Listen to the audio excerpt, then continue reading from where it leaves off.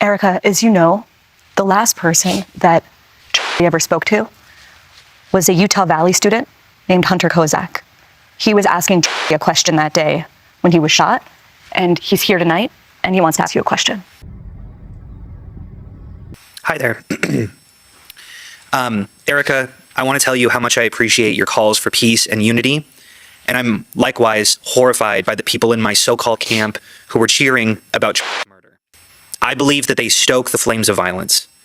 But even worse is when powerful, influential people on either side of the aisle stoke the flames. When they do it, the flames can become an inferno. And this leads me to Donald Trump, the most powerful and influential person on earth, who has more responsibility than anyone else to put the flames out. Just last month, President Trump called on 6 Democratic lawmakers to be tried for sedition, which he clarified was punishable by death. He then reposted a simple message: hang them.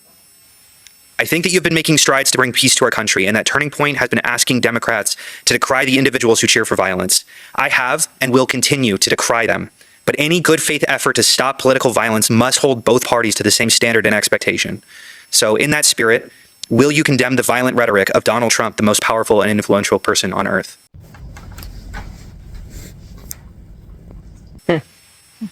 I appreciate your question. Do you though? You know my heart. Do we though? Why would I ever say, yes, go murder people?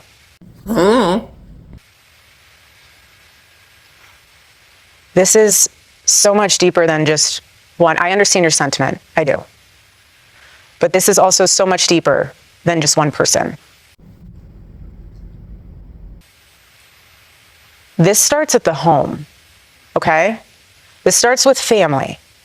This starts with a seed that grows and grows.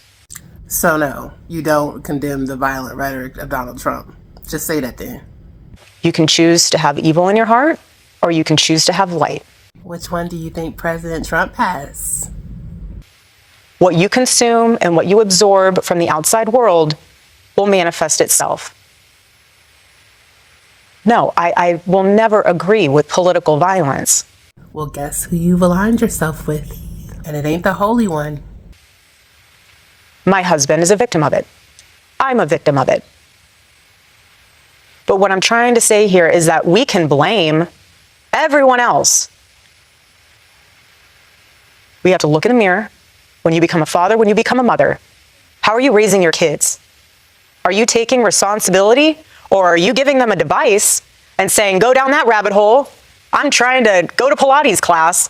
Or go on a nonstop national press tour right after their father was unalived in front of the entire world. You can just sit in the corner and look at your iPad or look at your phone and go down that rabbit hole and see what you can learn from that instead of being a parent. So my call to action from that is, parents, step up. Erika? It's 10 p.m. Do you know where your children are? Do you want your kid to be a thought leader or an assassin? That's where we're at. A thought leader or an assassin? Those are our options, huh? Okay. Do you think our political leaders have a responsibility to turn the temperature down right now? Well, I think everyone has a responsibility to do that, and I'm doing my part. Are you though? I'm not in control of other people. You're not in control of other people. Will you here condemn the individuals spreading that hate and speak out clearly enough against anti-Semitism so we can prevent another tragedy? Yes, sir. Hate is hate. It's evil. And I've always been very clear on our stance. Israel and Jewish people. It's awful. Awful. Anti-Semitism is what healing factor comes out of hating Jewish people? What healing factor comes out of hating Christians? What healing factor comes out? Hate in general. Nothing. Nothing. Always would say very clearly, you hate was brain rot. He would always say it. How could you hate that place? How could you hate the Jewish people? It's sick. And it needs to stop. Oh, so you do know how to condemn more directly. That man asked you to condemn the actions of one person. In this response, you just condemn the actions of a whole lot of people. Make that make sense. But you can't control anybody, huh? Okay. Okay.